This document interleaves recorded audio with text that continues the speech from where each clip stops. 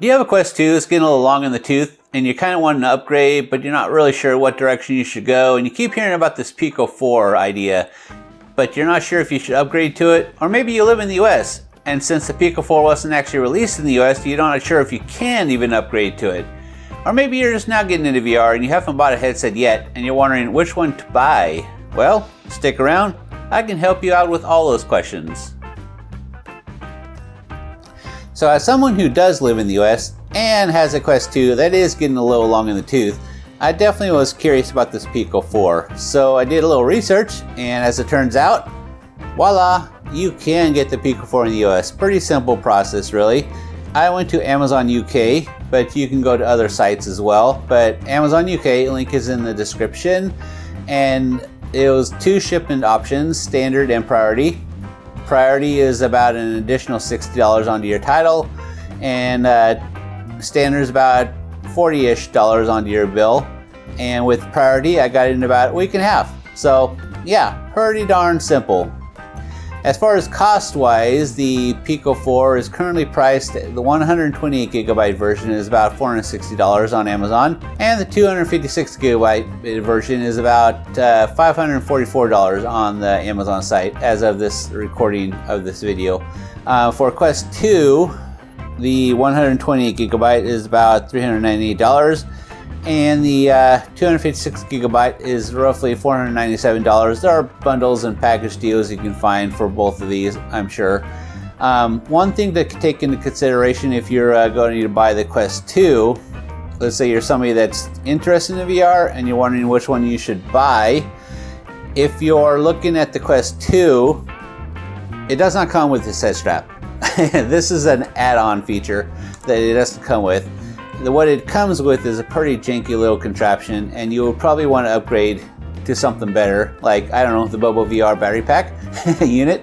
So then you want to factor in another $60 onto your bill, which kind of puts that overall package probably close to on par with the Pico 4. So that's cost-wise. So as far as performance and which one you should buy, what is the difference between the two, you might be asking me? Well, right off the bat, get my finger under that, you can see that this one definitely is sleeker and than this one. Their weight comparisons, the Pico 4 with this little contraption, you can see I modded it a little bit, and we'll talk about that here in a bit. But the current weight of this thing as is for me is about 566 grams, whereas the Quest 2 with this little Bobo VR head strap and everything is about 878 grams. So this is definitely lighter, this is smaller, this is sleeker. That's a huge positive for this Pico 4 here. In addition to that, we are going to talk about the lenses, and this is the Pico 4, and those are pancake lenses. Quite amazing little things there. Big, massive, beautiful, glorious pancake lenses. And you might ask, well, what are pancake lenses? Well, my layman's understanding of pancake lenses is basically they got these lenses, a few of them, whatever, all crammed together kind of in a curvature thing, and then the light kind of bounces back and forth. That's my layman's understanding of it. If that's kind of a little bit off, comment below. But because of that design, they're really small, really compact versus what's in the Quest 2. The Fresnel lenses, I guess is how you pronounce it, maybe. You could think of these as lighthouses. This is my, like I said, layman's understanding. You got a display, and you got the lens, and they have to have a gap between the two for it to work. And that gap is what gives it the size and the bulk and everything. So that's the big difference between these two. As far as resolution goes, the Pico 4, ooh, don't want to break that. Oops. The Pico 4 resolutions per side is 2160 by 2160. That's amazing. I'm going to tell you right now, that's amazing. As far as the Quest 2 goes, resolution is 1920 by 1832. And that is acceptable. It's not bad for the price point, and at the time the Quest 2 came out, it was quite a decent deal. But the other thing to think about between these two headsets is that performance-wise, they both have the same chip in them, is my understanding, but they were able to get about 20% more performance from the Pico 4 because in the Quest 2 and the design of the headset was such that they were not able to let that chip perform to its max because it would overheat and whatnot.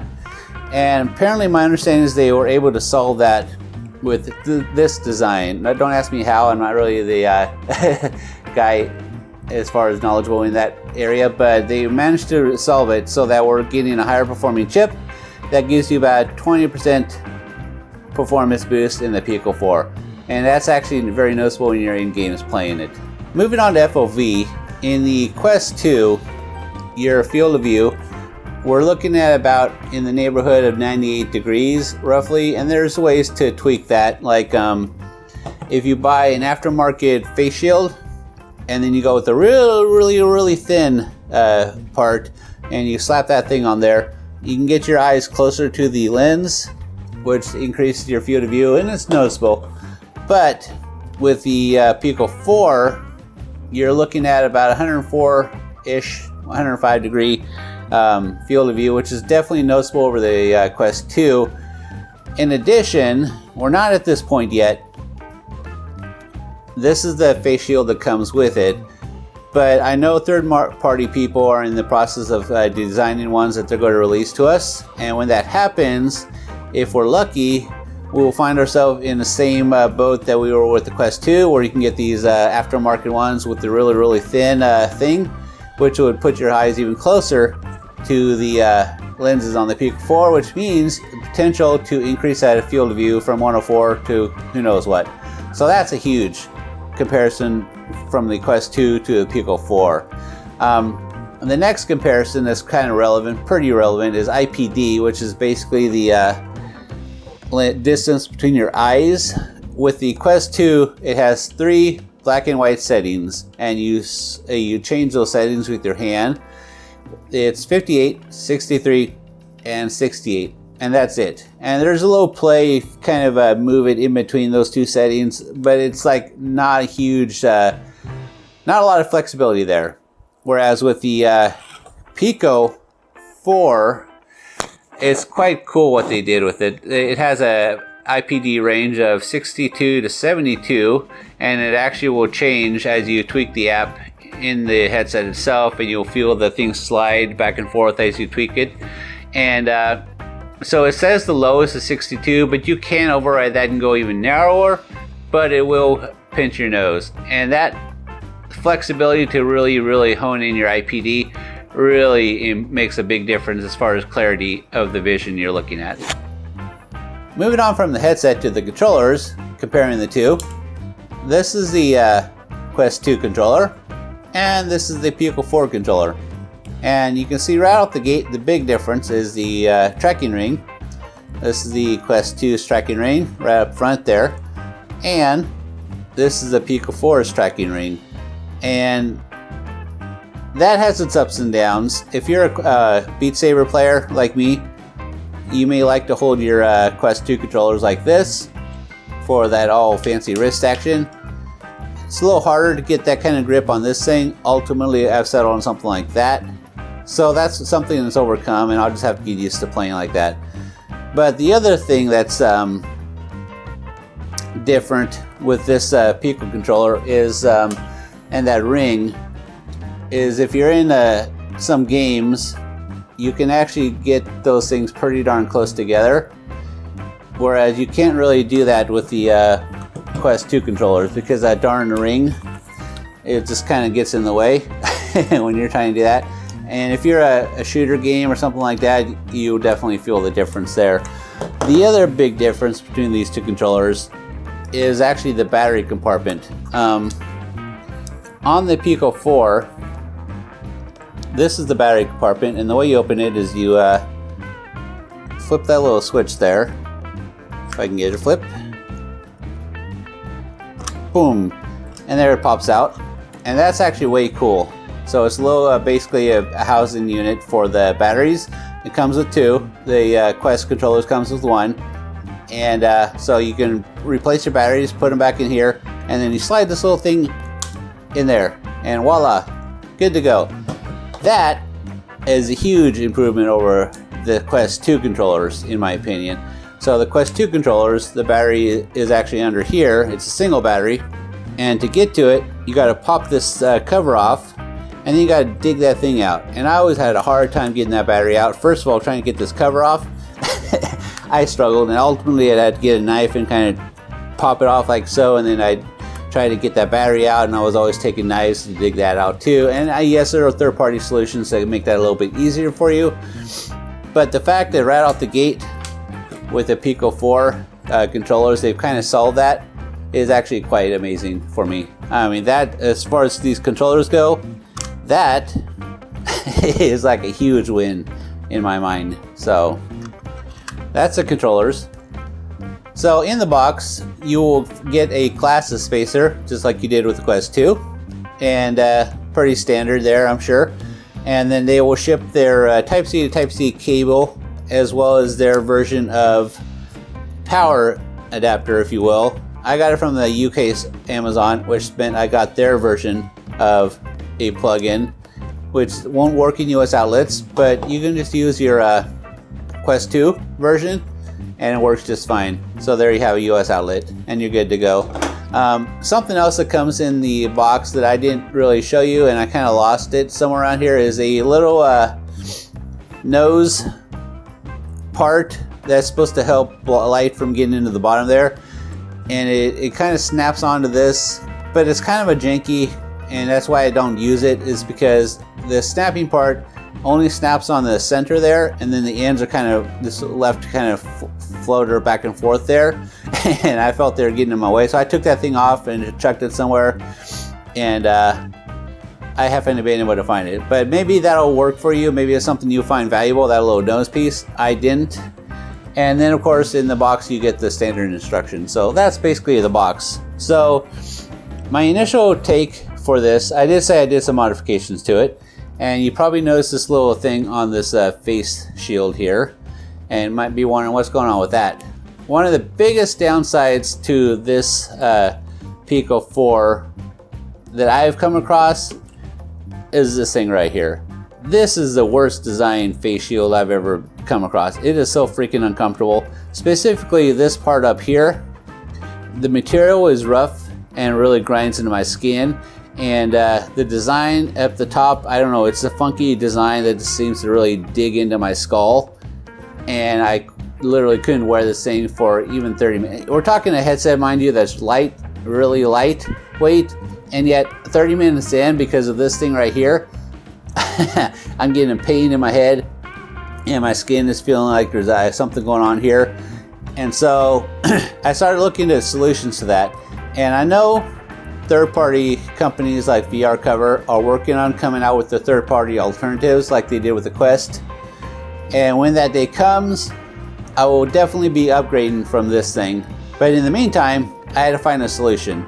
And one of the solutions was to get like a bandana or a headband, a head sweatband, and I could put that around there, and then I put the headpiece on like so, and that helped.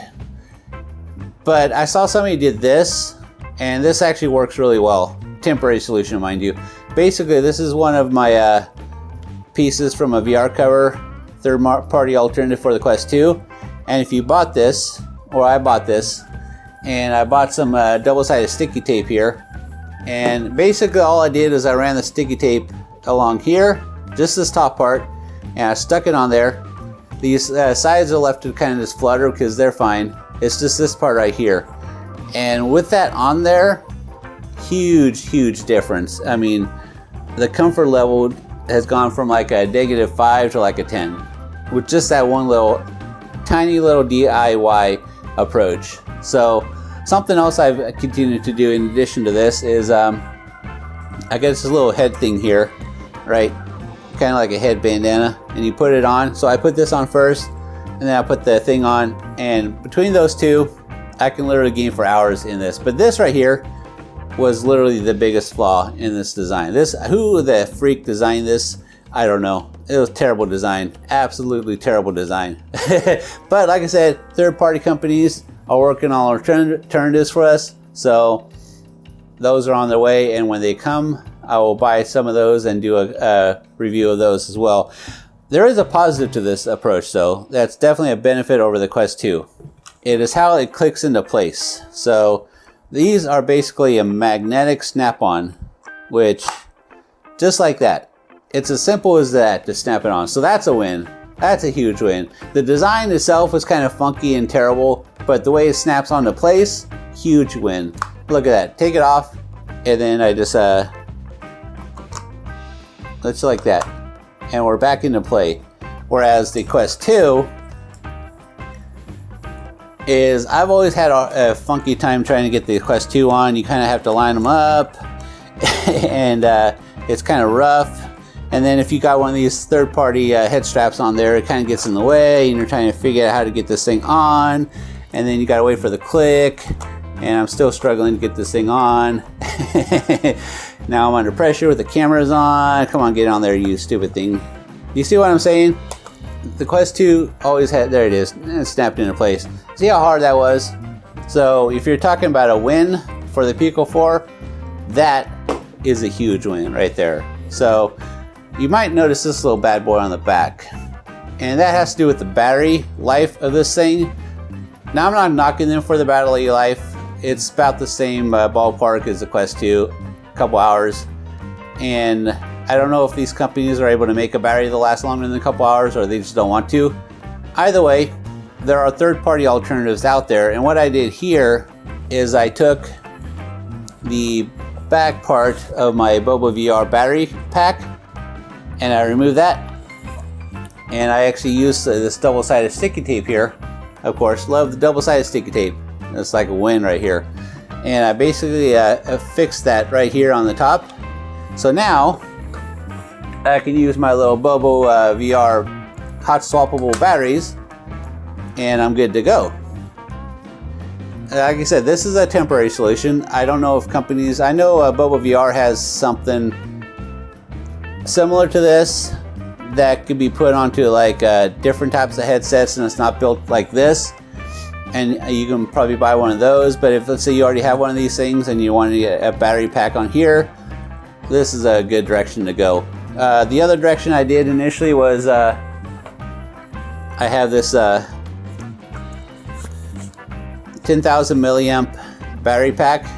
Anchor, I believe, is the one. I'm gonna put this link in the description. And then I ran with the cable. See if I can find that cable. One of these, and you basically run the battery pack into your pocket. And it's got, I kind of thought that might be the direction I went to initially because I wasn't wanting to add weight to the top. But this approach actually does not add a lot of weight to it. So moving on from there, we're going to start talking about the setting up process of this Pico, what settings you should focus on in the headset itself, performance metrics, all that jazz. So you can find that here. And if you got value out of today's video, please subscribe. Don't forget to click that bell to receive notifications when I go live. And a thumbs up would be greatly appreciated.